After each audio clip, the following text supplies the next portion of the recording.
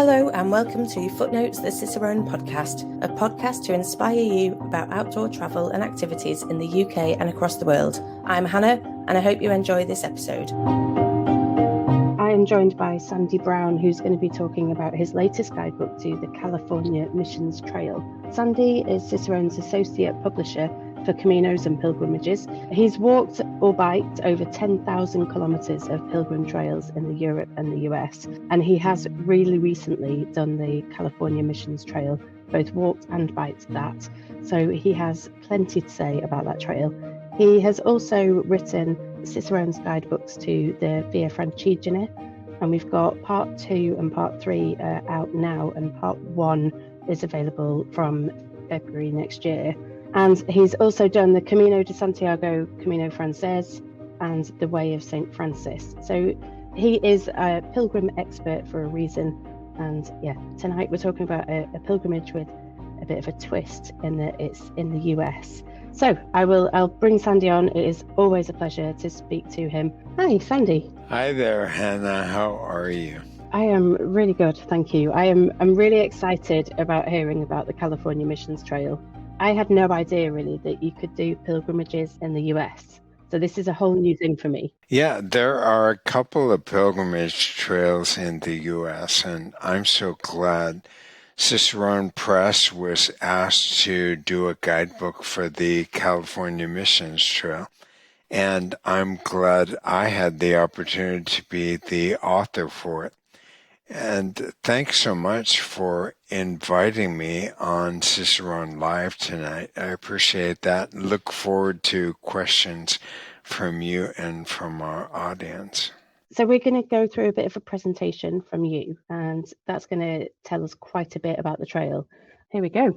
Now, the California Missions Trail, in a skeletal kind of way, is an itinerary that connects the 21 historic Spanish missions in modern-day California. And they stretch in the north from Sonoma, in the south to San Diego.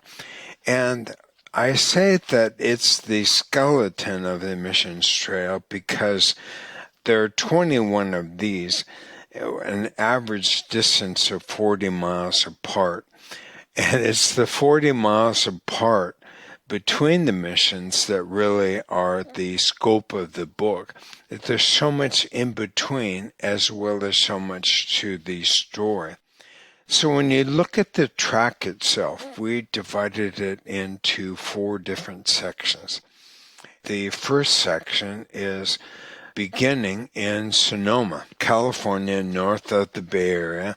Go down to San Rafael the next, and then you have an option of either taking the ferry from Larkspur to San Francisco or crossing over the Golden Gate Bridge after Sausalito. Each of the times I did the walk, I crossed the bridge because it's such a dramatic way to experience the bay. I've also ridden the ferry one time, and we're very familiar with ferries up in Seattle where I grew up. So that's a legitimate way. And you could argue that's the most historic way to cross the bay, because the bridge is 20th century, but boats have been going across for thousands of years. You go into San Francisco then, where Mission San Francisco, often called Mission Dolores, is. You head down the peninsula and cross the bay at the Dumbarton Bridge, or take the San Francisco Bay Trail that goes to the south of the bay. And you find Mission San Jose at Fremont. You continue through what we call Silicon Valley now and come to Mission Santa Clara at Santa Clara University. You cross the mountains at Santa Cruz Mountains at this pass, and you end up then the end of the first section in Santa Cruz. And so that's 1, 2, 3, 4, 5, 6 of the 21 missions in the northernmost part of the itinerary. Then from Santa Cruz, you head inland so you can pick up Mission San Juan Bautista. And going through this area introduces a walker or a biker to the agricultural areas around Salinas in this huge valley, the Salinas Valley, which some people call the salad bowl of America because of the lettuce and other crops that are raised here. But then you cut over toward Monterey and find yourself at Carmel, where the second of the missions was planted, Mission San Carlos Borromeo at Rio Carmelo, or how we call it today, Carmel. Then you go back to the Salinas Valley, pick up the lonely mission of Mission Soledad, and this stretch through the agricultural region has a couple of options. After you leave King City, though, this stretch to Mission San Antonio and this stretch to Mission San Miguel are very remote. There is just one B&B in the little town of Bradley, and otherwise a few campgrounds here in this camping alternate. There is a hotel, a retreat center here at the fort that's at Mission San Antonio, but that's really the biggest challenge of the entire itinerary. It's probably hard for people outside of California to understand how remote this stretch is, but it's way in the middle of nowhere without even a highway. After San Miguel, then you head down through what is wine country, and this is a growing area for not just wine, but olive oil also. You come to one of my favorite towns on the Mission Trail, which is San Luis Obispo, and the mission there, and you head to the beach. This is really the third time, Santa Cruz, Carmel, and then Pismo Beach, that we're at the beach, and we'll get a lot more of it later. You come down to the town of Santa Maria, Orcutt, and then you come to Lompoc and Mission La Purísima. You come to Mission Santa Ynez. Here you cross now the Santa Ynez Mountains, and you come down Refugio Road, which is one of the glorious downhills on a bicycle, and you're back at the beach. As you head toward Isla Vista, University of Santa Barbara, and then the very lovely town of Santa Barbara, justifiably called one of the most beautiful cities in California, if not the U.S. You're along the beach the rest of the way to Ventura, just like in the song by America, Ventura Highway. And that's the end of the Central Coast section. Then you come to the South Coast section. And from Ventura, you head across the Santa Susana Pass after Simi Valley to come to Mission San Fernando. In the outskirts of the Los Angeles area, to Mission San Gabriel, Mission San Juan Capistrano, where my mother's family is from. And then you can see the last part, including at Mission San Luis Rey de Francia, is along the ocean until you come to Mission San Diego at the end of the experience. So it's a massive itinerary, but it's also quite amazing because of the history, the sights that you see, and the opportunity to experience California for what it is. Now, when you talk the missions in California, it's important to understand the distinction between the romanticized missions and the actual missions. And this is something that my book works hard to describe, because although we think of the missions as starting, of course, in 1769, there were people living in this area for tens of thousands of years, maybe 14,000 years before. And the missions began the colonization that essentially ended their culture and lifestyle. So it's unwise to sugarcoat what happened. And I want to distinguish the romanticized version of the missions from the actual history. And to me, the missions trail is an opportunity to learn some about their story. So, as I researched this, I came across the names and the stories of Native American leaders, and side by side with the story of the missions, I placed their stories in the book. So you would learn, for instance, about Lope Inigo, who's one of the few Native Americans who was able to keep and own his tribal lands into the American era. You learn about Toy Perina, who led a revolt at Mission San Gabriel. You would learn about Pablo Tac, who was a Native American at Mission San Luis Rey, who at 10 years old was taken to Europe to train for the priesthood. And his stories from Rome are quite fascinating. You'd learn about Stanislaw, who was a mission resident at Mission San Jose, who instead of staying in the mission, led a revolt that had perhaps as many as 4,000 or 5,000 participants in it, and he raided settler herds and livestock and farms. You also learn about Juana Maria, the woman in the story of the Blue Dolphin. Maybe you've read this story. A Native American woman who was left on the Channel Islands mistakenly all by herself and lived there for 18 years without any company until she came back and was reunited with friends and family in Santa Barbara. So those are stories of the past. And the missions trail is also an opportunity to talk about the Native American peoples of today.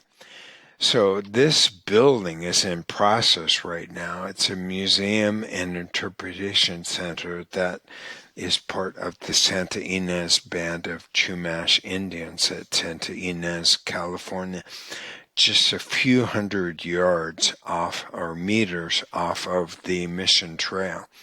And it is amazing.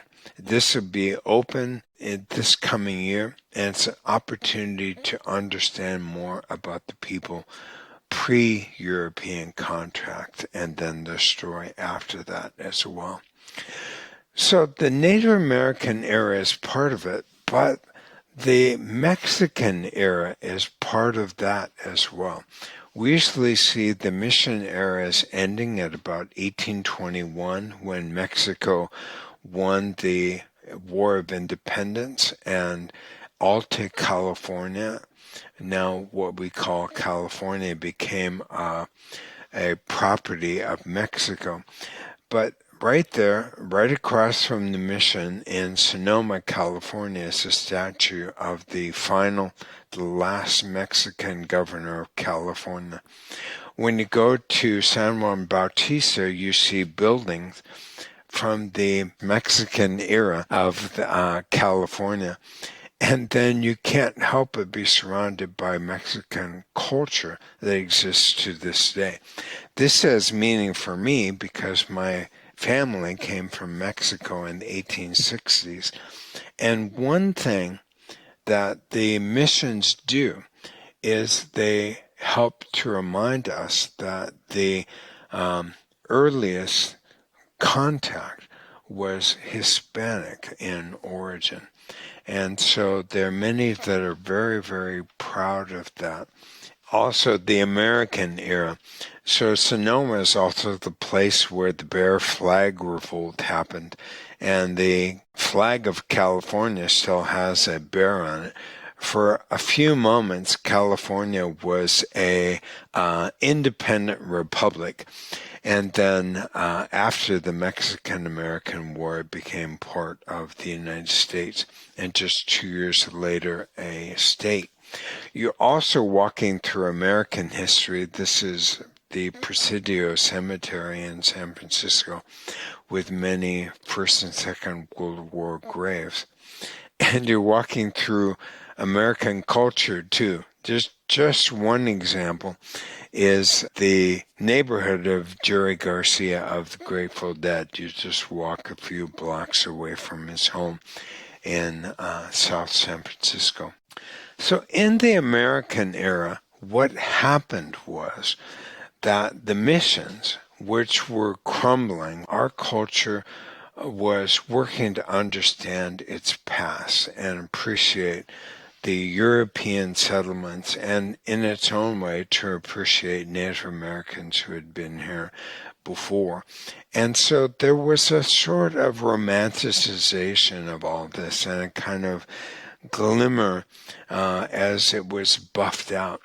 But it's a hard story, and it's a story that if you make this walk, you'll have 55 days walking. If you make this as a cycle trip, between 2 and 3 weeks to get through this amazing itinerary. So, where do you walk or where do you bike? North of Santa Barbara, there's a stretch where if you don't time it right, you have to walk on Highway 101, which there is a freeway. Or if you time it right, with a +1 tide or lower, you can walk on this pristine section of beach. It's about 7 miles in distance, and you can't get here unless you time it right. And if you do get here, you see a part of California's beaches that few others have ever seen. Instructions of doing this are in the guidebook. You also walk or bike through enormous agricultural areas like Camarillo. You'll walk sometimes with the smell of lettuce in your nostrils or the smell of ripening strawberries, and you do find yourself sometimes on agricultural roads. You also find yourself in San Francisco. You can see a little bit of the Bay Bridge. You can see some of the tall towers of San Francisco. So because it so much is urban, there's a lot of sidewalk walking, especially in the cities of San Francisco and the Los Angeles metropolitan area, and then when you get to San Diego. But some of this walking is really quite beautiful. For instance, you walk past this courthouse, which is a fine example of Spanish colonial revival architecture right in the heart of Santa Barbara. You also find yourself walking along the sea. And as I was walking with Sue, with my other 2 friends, we were watching surfers here, but we were also watching dolphins playing in the surf along with the surfers. It's pretty spectacular to see, and that's just right on the route. Now, should you walk or should you bike the California Missions Trail? Let me say that most people walk this, and that's because of our justifiable love of walking. I learned in biking it that there are actually some advantages to biking. So you can walk from Monterey over the hill past Veterans Park and down into Carmel. It's a pretty walk, often through trees, through some suburbs as well.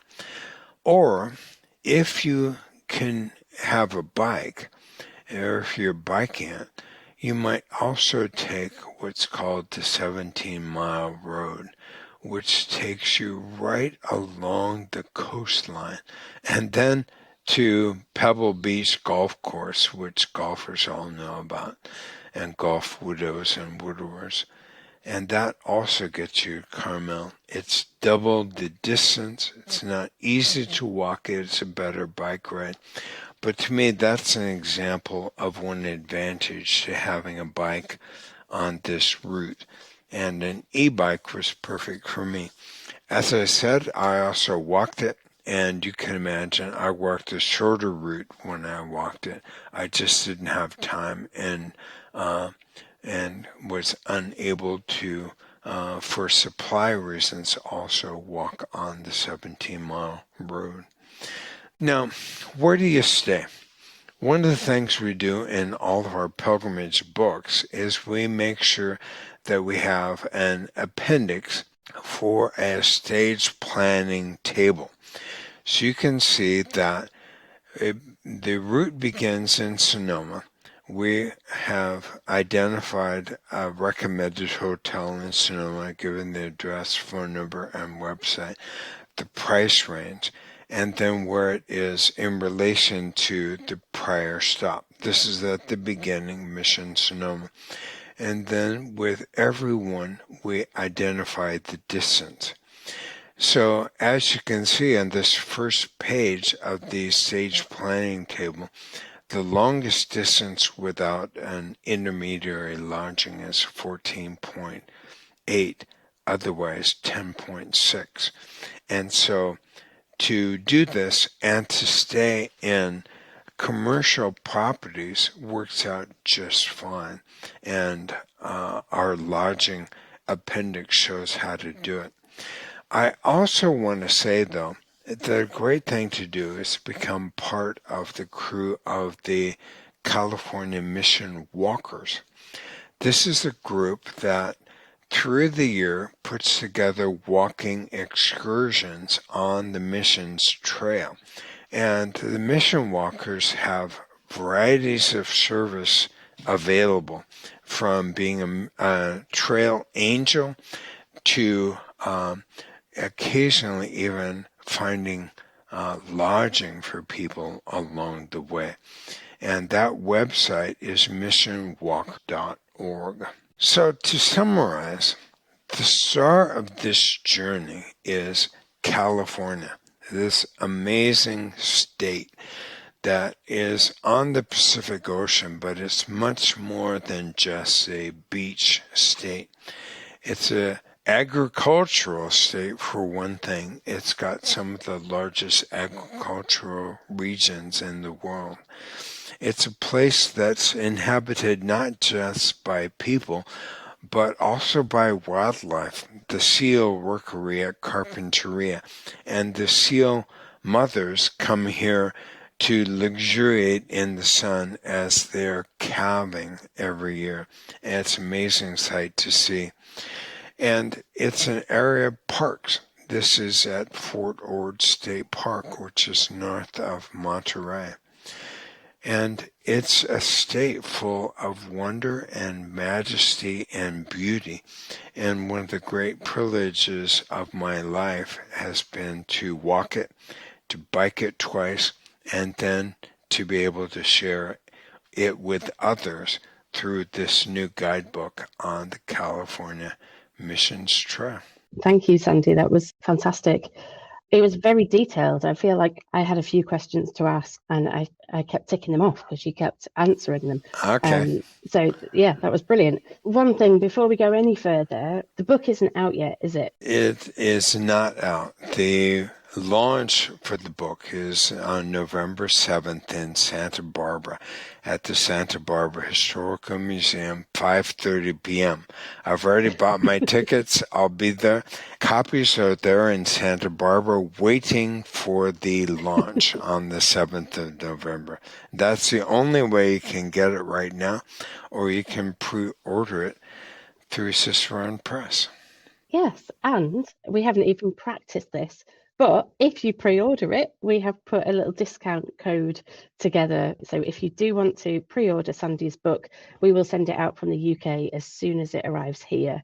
And you can use the code LAUNCH10 to get a discount on that. I was really surprised, actually, because I don't know much about California. I don't know much about the history. I don't know much about the missions. And I was really surprised at the variety that you get on the walk, going through the cities and going along the beaches. And does it feel like you're getting an overview of American history when you're walking that route? I think you're getting an overview, certainly, of California history. But one function of California history is that first contact wasn't, or at least the mission phase of first contact wasn't until 1769, which is about 150, 60, 70 years after the East Coast. So the American colonists were already plotting rebellion by the time the first sign of missionaries were landing on the shore in California.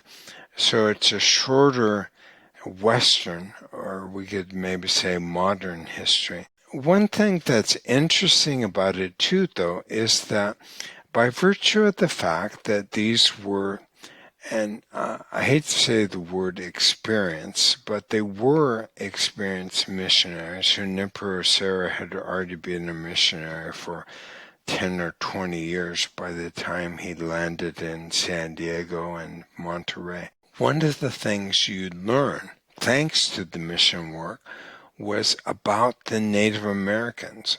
So many of the Franciscan missionaries wrote down and tried to preserve the languages in written form.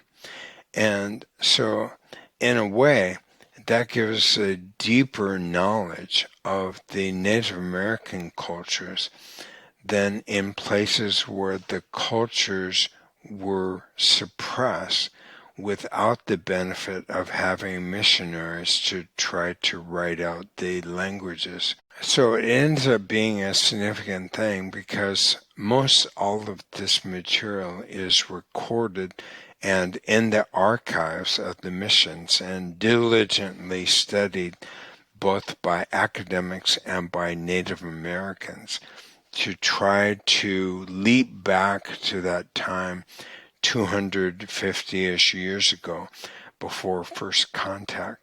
So if you think of American history in terms of Native American history, then there's a gold mine here that doesn't exist with much of our American history. Yeah, I think one thing that is really important, I think, about Cicerone guidebooks is that it's almost impossible. I'm going to say this now. Hopefully, I'm right, but it's almost impossible for us to have a guidebook where we have done it because it is purely and simply a good walk. You know, it is a good walk. Of course, it's a good walk. It's a good cycle route. We wouldn't do it if it wasn't.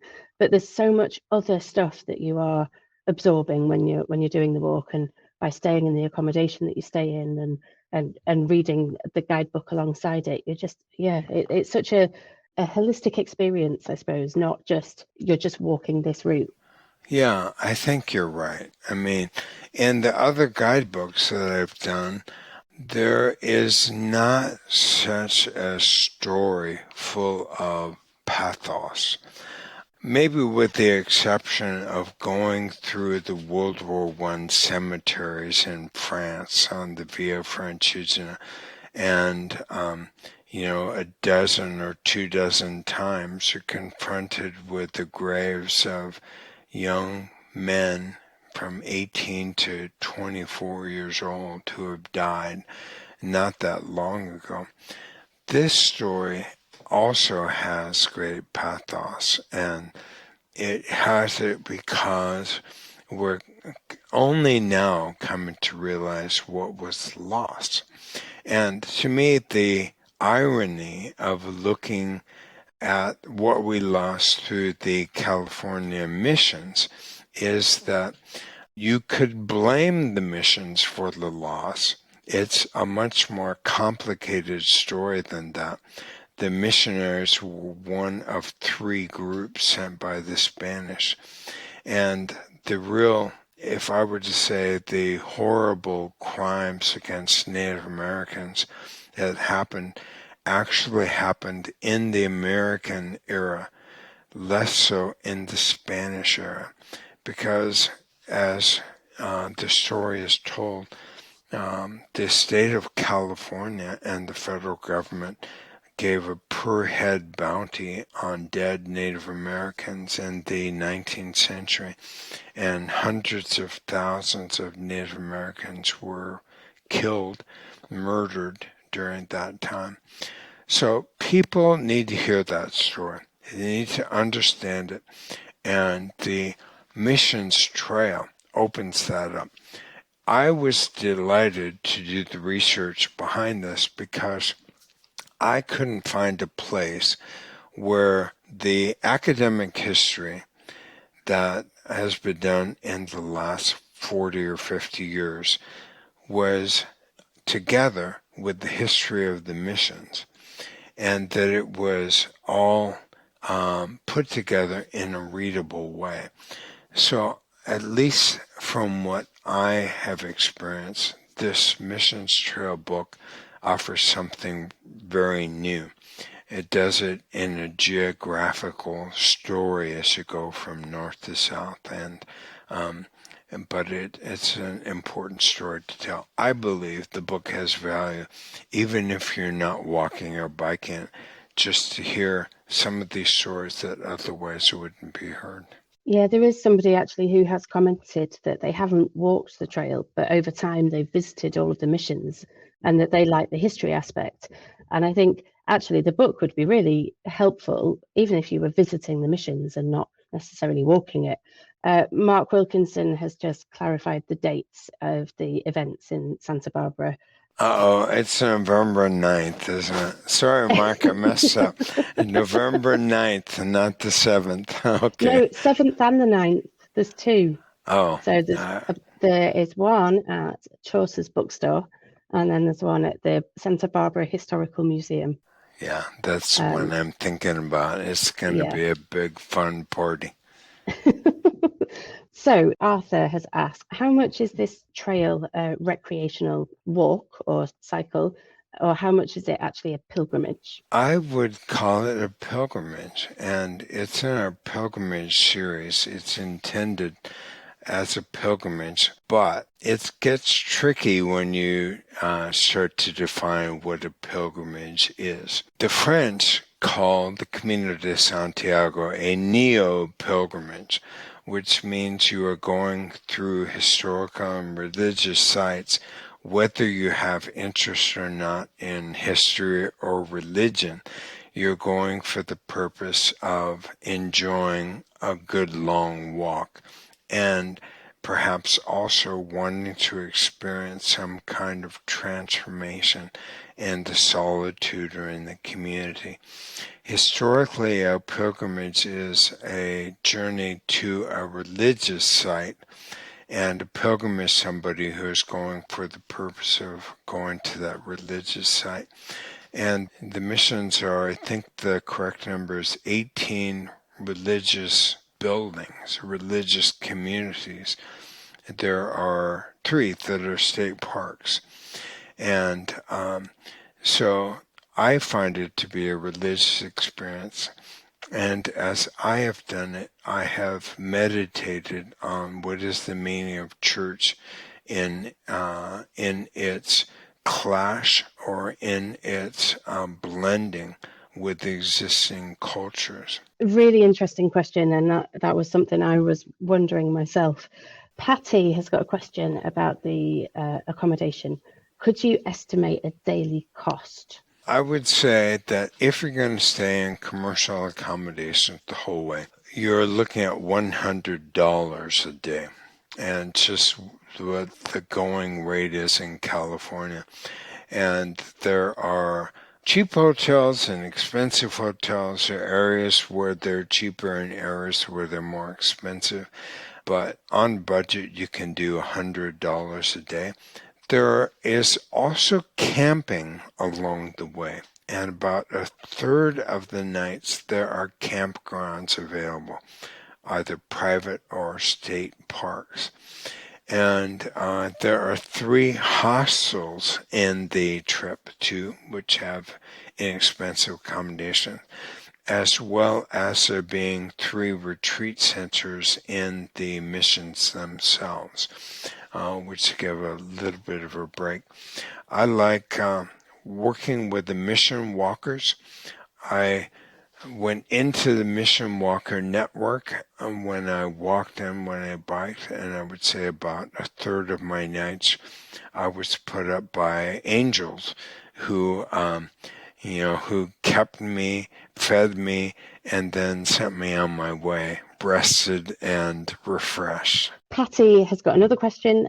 Are there possibilities for cars to hire to carry your gear? So I guess she means like a luggage transfer service. There's not a luggage transfer service. If you're going with a group, then an easy way to take care of luggage is to use a car. If you have a car already, rent a car. And say you have 5 people, then everybody takes one turn walking or one turn driving. And so that's a pretty handy way to do it. Everybody then walks 80%. And even that person that is driving, they can walk backwards to the starting point, and the other people can pick them up. So everybody can get 100% that way. There is not baggage service. What you can do if you really feel the need or have the physical limitation on baggage is you can hire taxis between the stops and have them take your luggage ahead. It'd be quite expensive, but it is an option. Each of the ways I carried my pack myself, and I packed my bike with 2 panniers with my things. I mean, I guess if you're staying in accommodation every night, you can probably manage to have quite a light pack. Yeah. Versus if you're camping, then you would maybe have a tent and a sleeping bag and a stove. But if you're in accommodations, you can do with 14 to 20 pounds, or kilograms-wise, 8 to 10, something like that. We have another question from a different Sandy, actually. He's interested in what percentage of the walking is on trail versus country roads versus busy city streets. California has lots of great hiking trails, and sadly, they don't connect the missions together. They're off in the mountains or other places like that. If you do the primary itinerary, 5% of that is on walking trails. So that's about 40 miles of walking on soft dirt trails that you would do. So it's not a wilderness walk, especially when you consider you're getting through California's 3 largest cities and one of America's largest city, I think 2nd largest city. So with that in mind, what footwear would you recommend? Hoka One trail runners, or I would recommend Ultra Olympus 5. That's what I wear. Trail runners are the in thing now, and the maximum cushion shoes are really incredible. So you're not going to need stiff walking boots for this. You just want something comfortable and supportive. Take a bit of pressure off when you're walking on the hard surfaces, I guess. That's right. And if you're to bike this, I would recommend a hardtail mountain bike for the times that you are on the trails, because a skinny tire street bike isn't going to work. Also, a gravel bike would work there. And my hybrid e-bike worked out just fine for me. Yeah, brilliant. I think we're out of time pretty much. One thing I will say is that we have a Facebook page, Cicerone Camino. Sandy is on that Facebook page. So if you do have questions, you can usually get hold of him there. Another reminder to use the discount code if you want to get a copy of the book. It's launch10 and you can get a discount on the book. Thank you so much for joining us, Sandy. It's always a pleasure to talk to you. It's always nice to hear from you. And thank you for that really interesting presentation. And like you said, not sugarcoating what actually happened along the route, I think is really important. So thank you so much, everybody, for joining us, and we shall see you next time or out on the trails. Take care. Thank you, Hannah. I hope you enjoyed the latest episode of Footnotes, the Cicerone podcast. I'd love to know what you think, or if there's anything you'd like us to cover in future episodes. Please email live@cicerone.co.uk or leave a review on your podcast platform. You can follow or subscribe to the podcast to make sure you don't miss new episodes, or you can sign up to our newsletter for all our latest news, events, and guidebooks. Visit cicerone.co.uk for further details. We'll be back in a couple of weeks. In the meantime, come and find us on our social channels. We're on all the main ones as @Cicerone Press, and we also have a Facebook group, Cicerone Connect, where you can meet and chat to other outdoor enthusiasts. Thanks so much for listening. We'll see you soon.